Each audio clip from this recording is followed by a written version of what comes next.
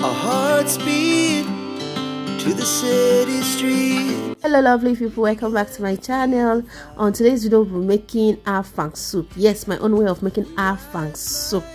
So inside the pot we have cow meat, goat meat, intestine, stockfish, dry fish, cow skin.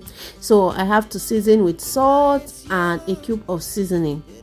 Then after which I'll have to add the quantity of water I'll be using to steam the meat, because the beefs and the goat meat seems to be very hard, so I'll have to add enough water so that it can cook very well. So stay tuned and watch full video.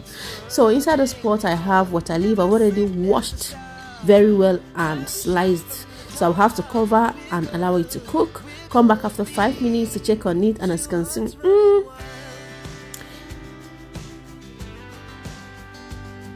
so I'll have to now start adding the ingredients, and the first thing I added was my rishi. So hey. Then the next ingredients will be crayfish. Enough crayfish, my dear. I was generous with crayfish because you know now. And this one is Ghana dry pepper. That's my favorite, but you can add pepper of your choice, but I love Ghana black pepper to be precise. So I've added salt because the salt I added initially wasn't enough. So palm oil goes into the pot. I will stir a bit because I'm already salivating, to be honest. And now this is okazi.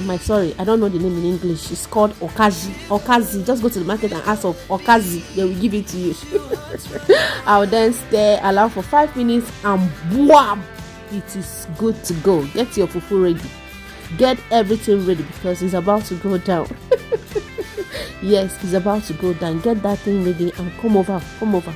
You see, the soup is for all my subscribers. Yes, to you that have decided to subscribe to my channel, and to you contemplating, I beg subscribe. I will make I bring this soup to your doorstep. Don't worry, it's coming. Okay.